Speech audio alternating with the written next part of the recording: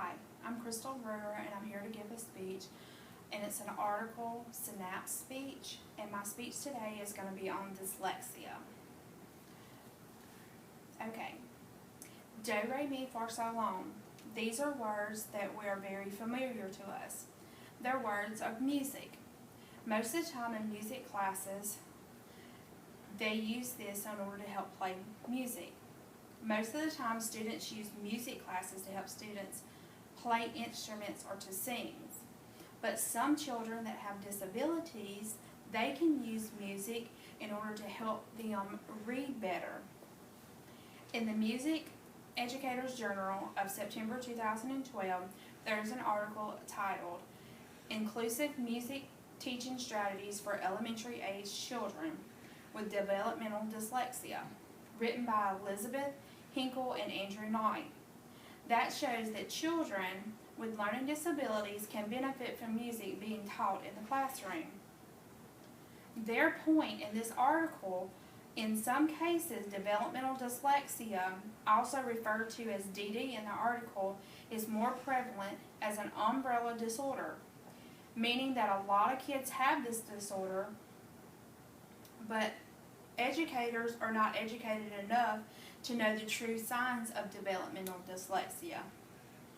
This article is in one way very personal, and I've read it trying to get it implemented in my child's classroom because he suffers from DD, which he also suffers from auditory processing disorder.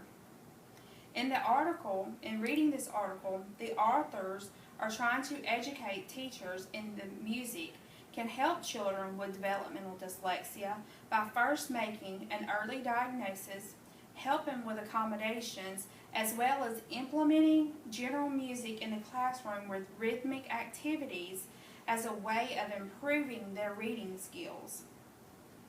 Developmental dyslexia often goes unnoticed in children. Most teachers are not educated enough to recognize the signs of developmental dyslexia. There's nothing wrong with a teacher's ability, but unless you are specialized in recognizing developmental dyslexia, it will go unnoticed in the classroom. These kids are normally pushed to the side or saying that they're late learners or something to that effect. The International Dyslexia Association suggests that 15 to 20% of the world's population has some form of dyslexia. There are three forms that are discussed in this article: developmental dyslexia, which is the main focus of this article; primary dyslexia, which has to do with the dysfunctional cerebral cortex; and trauma dyslexia, which is caused by trauma on the brain. However, developmental dyslexia is mainly seen in classroom settings. The chances that your child will overcome this is more likely if it is caught and recognized. DD is based on the functioning of the child. It can manifest itself in different ways. The child can have phonological dysgraphia, which is writing, or dysphagia, which is motor skills, functioning problems. It is thought that dyslexia was more of a learning disorder in the English because of the children jumbling up letters as they read right to left. Many of the children were seen as less intelligent to them, or the term dyslexia as a scapegoat to speak of these kids, not knowing exactly what it was. Educators need to be aware that the myths are out there. These kids have serious learning problems that need to be recognized earlier so that accommodations can be made for these children so that they can get the extra reading and the extra attention that they need. Take, for instance, in a classroom setting. These kids need to be at the front of the classroom. They need to be away from any distractions that are as much as distractions as possible. Their tests may even need to be given orally to them, for some kids know the answer but cannot read the question in order to give you the answer. The basis of all of this does in life centers around reading. In order to perform a math problem, you would need to be able to read the problem. To give a speech, you would need to be able to read what is written.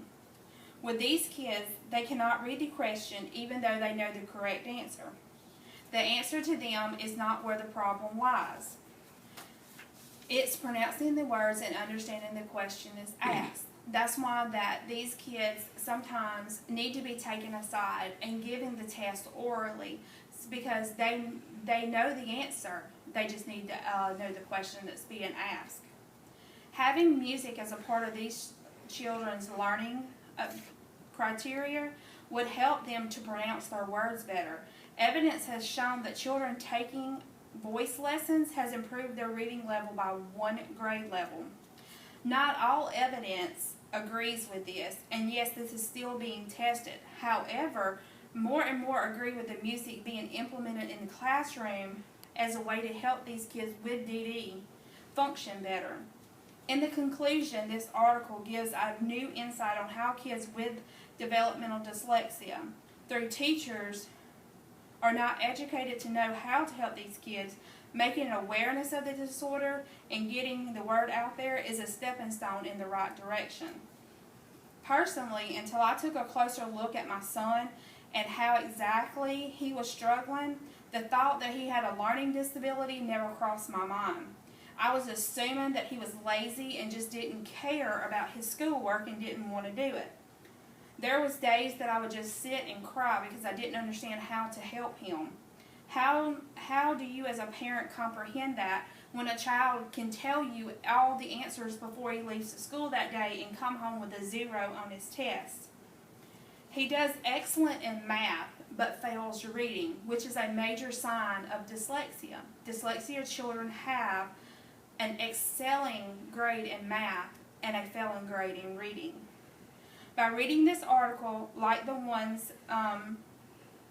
this one, and visiting schools to talk about the underlying problem that could be associated with your child, is how you can make awareness of disorders like this. The authors are trying to educate teachers in knowing how to first diagnose this dyslexia, developmental dyslexia, helping these children with accommodation, as well as implementing this general music in the classroom with rhythmic activities as a way of improving their reading skills.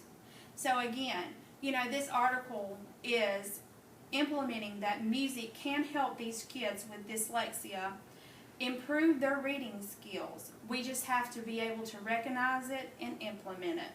Thank you.